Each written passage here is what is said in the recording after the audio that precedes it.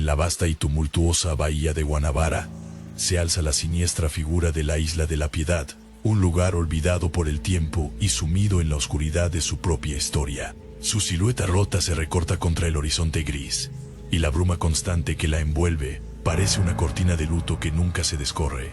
En su apogeo, fue un refugio temido y evitado por todos, un lugar donde los desahuciados de la sociedad se enfrentaban a una vida de aislamiento y enfermedad.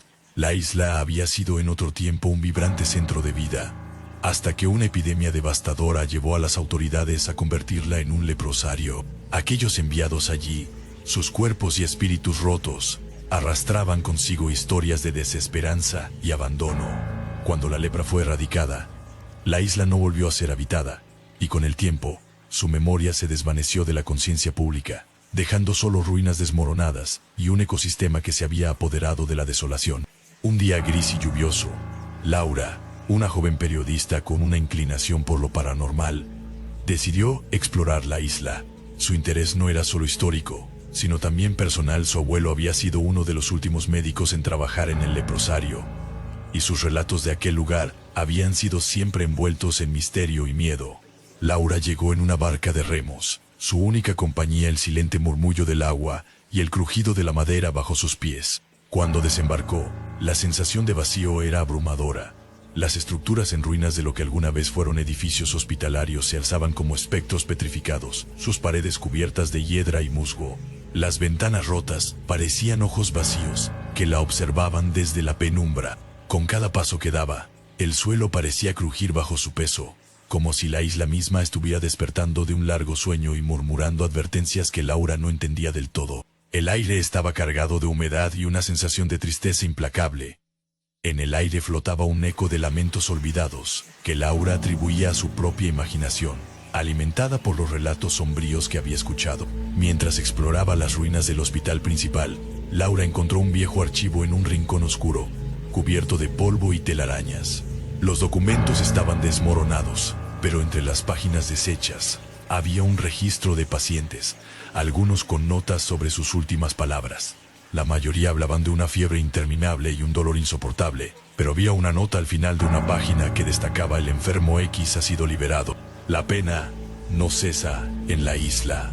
A medida que la noche se acercaba, el viento comenzó a soplar con más fuerza, y la atmósfera se volvió aún más opresiva.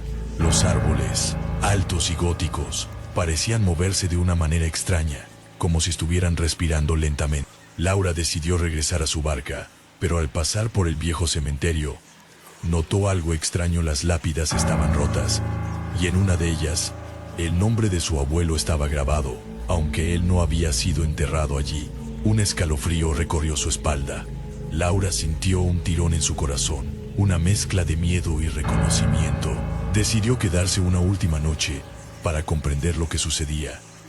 Mientras se acomodaba en uno de los edificios abandonados, escuchó susurros provenientes de todas partes, pero no había nadie alrededor. Las voces parecían hablar en un lenguaje antiguo, entrelazado con el sonido del viento y el lamento de los que habían sido olvidados. En el silencio de la noche, Laura tuvo una visión inquietante: figuras espectrales de pacientes y médicos, todos atrapados en un ciclo interminable de sufrimiento. Entre ellos, un hombre con un semblante familiar, su abuelo, se acercaba hacia ella, sus ojos reflejando una mezcla de tristeza y advertencia. Cuando el amanecer finalmente llegó, Laura encontró una nota junto a ella en el suelo, escrita con una mano temblorosa. No es el pasado el que nos atormenta, sino el olvido. Recuerda nuestra historia, antes de que nos desvanecemos en la oscuridad. Laura dejó la isla con un sentimiento de profundo respeto y tristeza. Sabía que había experimentado algo más allá de lo que la razón podía explicar. La Isla de la Piedad continuó su existencia en la penumbra, un recordatorio sombrío de los tormentos que alguna vez alojó y de las historias que aún resonaban en sus desmoronadas paredes. Nunca volvió a escribir sobre la isla, pero la sombra de lo que había descubierto la acompañó siempre. La Isla de la Piedad permaneció oculta, en el borde del mundo conocido y el reino de las leyendas, esperando ser recordada en la oscuridad. Si la historia te gustó, regálame un like y suscríbete al canal.